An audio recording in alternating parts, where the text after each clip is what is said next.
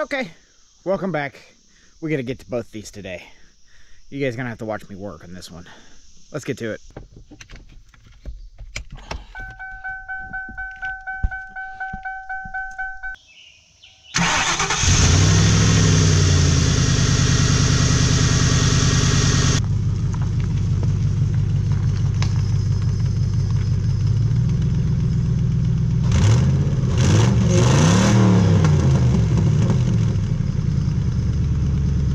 One of the first things I need to address on this thing is this hole I've cut through here for all the wires, the transmission lines, and the coolant lines. It's still a bit sharp on the edges here. I filed them down a little bit, but I think we can do a lot better with that. So, what we got here is the old trunk gasket for this car. And we're gonna measure up and see if we can't use that.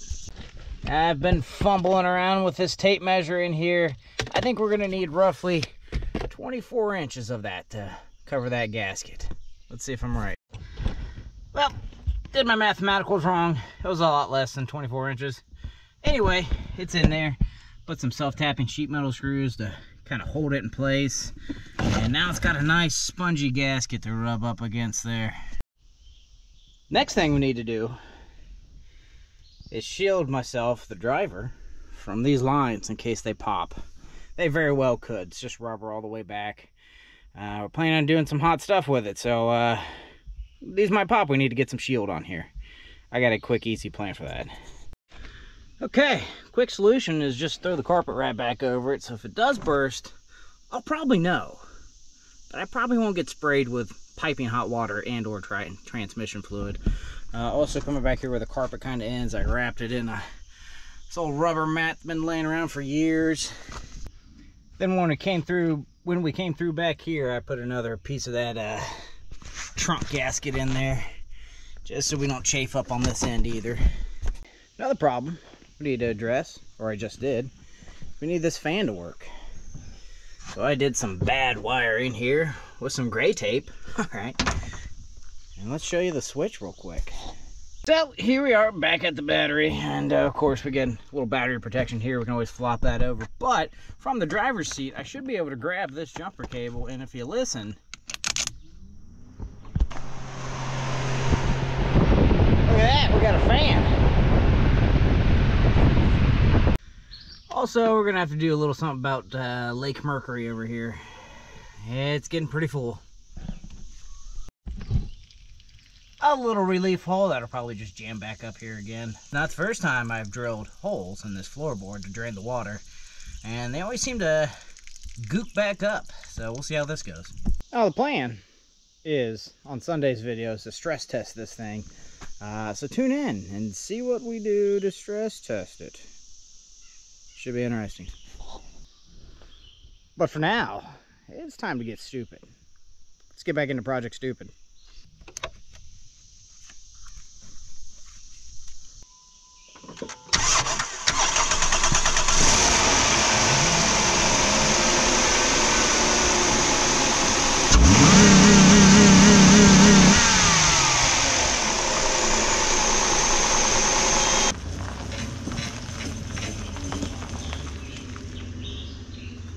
Okay, first order of business. We need to put something in here to jam this up so it'll idle without me having to adjust it. Here we go. Now just to clarify, this is a diesel. So when it's all the way, this is the throttle. And when it's all the way this way, it's off. It won't run. When it's all the way this way, full throttle. Now you have to put it at idle to start it, which is somewhere in here. I don't really know. We're going to find out. Okay, I think that'll actually do. That's about half throttle. It might be a little high, but let's see if we can live with that. Let's go ahead and start this thing. We'll go through starting procedure on this thing. Now this is just a cheap diesel pull start Amazon special I got. It's nothing fancy. Not a whole lot going on here. But here's how I like to start it. First, I like to pull until I get compression. So it's nice and hard to pull. Okay, so now we know we got a little compression. Set your idle, and we've already done that with the screw, so it'll hopefully idle. And then you push the decompress. and you pull.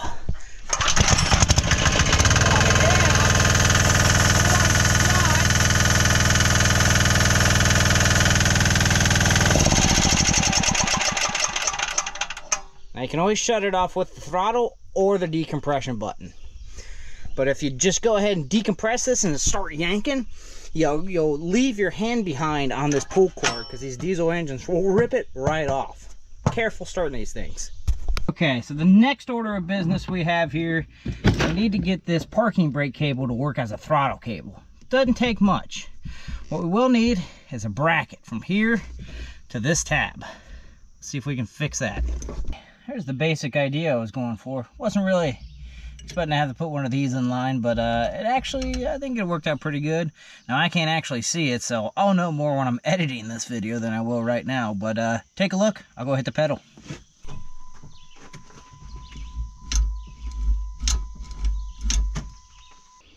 Seems like it works pretty good. We're gonna call it fixed.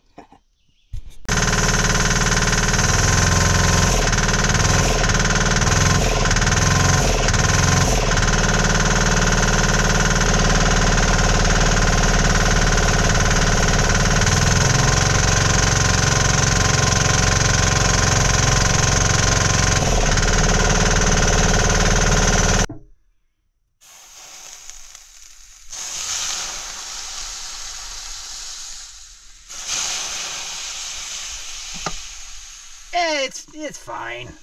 Nothing to worry about here, guys. So, Project Stupid still pretty stupid. Needs some adjustments.